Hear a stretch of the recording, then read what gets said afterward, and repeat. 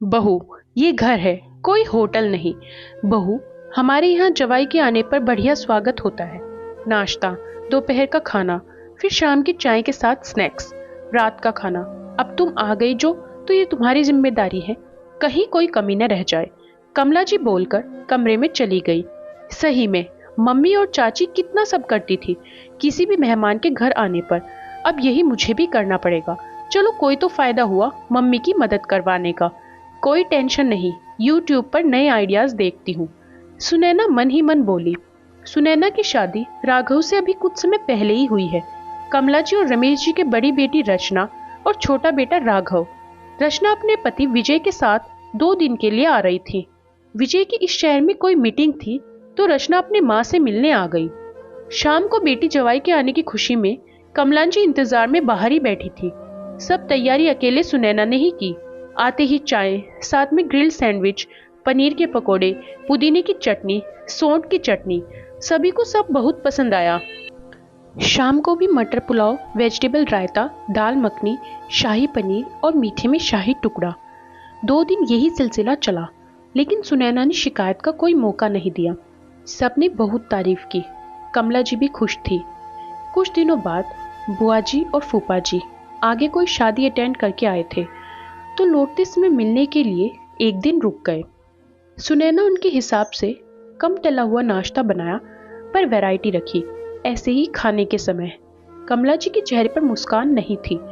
Mummy जी, अच्छा नहीं बना क्या? सुनैना ने पूछा। नहीं बेटा, बहुत ही स्वादिष्ट और साथ में पौष्टिक भी है। रमेश जी बीच में बोले। इसलिए कहते हैं घर में बहू बेटी हो तो बढ़िया। बहू ऐसी अवभगत, दिल को छू लिया। अच्छे संस्कार और घर की बेटियां ऐसी ही होती हैं, बुआ सास बोली। एक दिन रुकने के बाद बुआ जी और फूफा जी चले गए। सुनैना ने उनकी पूरी खातिरदारी की, लेकिन कमला जी खुश नहीं थी। सुनैना के पूछने पर कुछ नहीं कहा, पर बुआ जी ढेरों आशीर्वाद देकर चली गई। बहू, कहाँ जा रही हो? कमला जी ने पूछा। मम्मी जी, सब्जी और कुछ घर का सामान। सुनैना बोली। महीने भर का राशन तो आया था। कमला जी बोली। अब मेहमान आ गए। वैसे भी मम्मी जी, महीना पूरा होने वाला है। सुनैना बोली। बहू, बुरा न मानना, ये घर है, होटल नहीं। जो तुमने तो व्यंजन बनाने की लाइन ही लगा दी। कमला जी बोली। मम्मी जी, सब घर के सामान थे, और बाहर के खाने से तो अच्छा और सस्ता ही होता है, और मेहमान कहाँ रोज आते हैं। सुनैना बोली। ऐसा है, मुझे मत सिखाओ। अब तुमको देखना तो चाहिए, रहने दो। कमला जी चुप हो गई। सुनैना ने सास नाराज न हो इसलिए बात नहीं बढ़ाई। 1 महीने के बाद कमला जी की छोटी बहन रेशम जी अपनी बहन से मिलने के लिए आई। वैसे भी दोनों में बनती खूब है, इसलिए 3-4 महीने में मिलने आ ही जाती हैं। सुनैना ने चाय बनाई और नमकीन और बिस्किट रखकर चली गई। कमला जी को बुरा लगा, और रेशम को भी।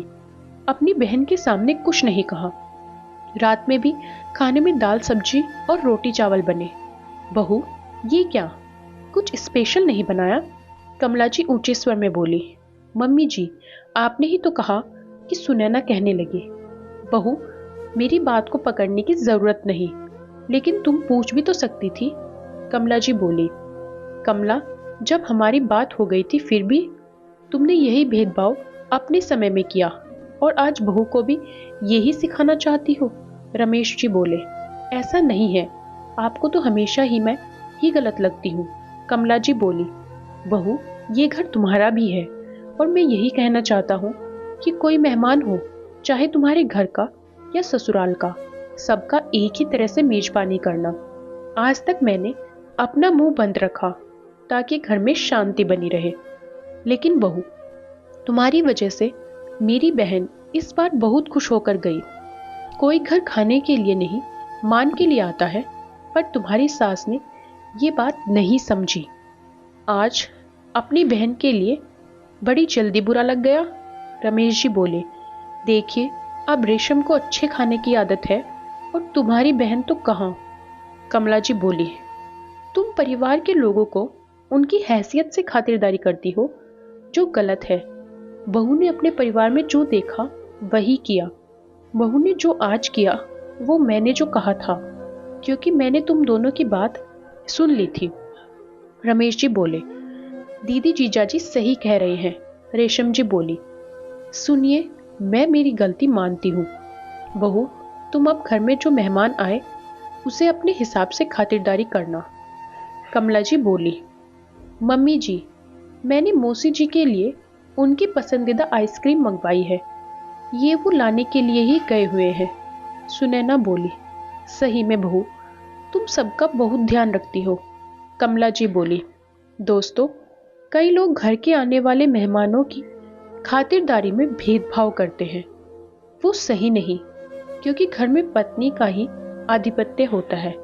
तो पति के घर वालों के लिए कुछ न करना उसके पति और उसके घर वालों के लिए दुख का सबब हो जाता है।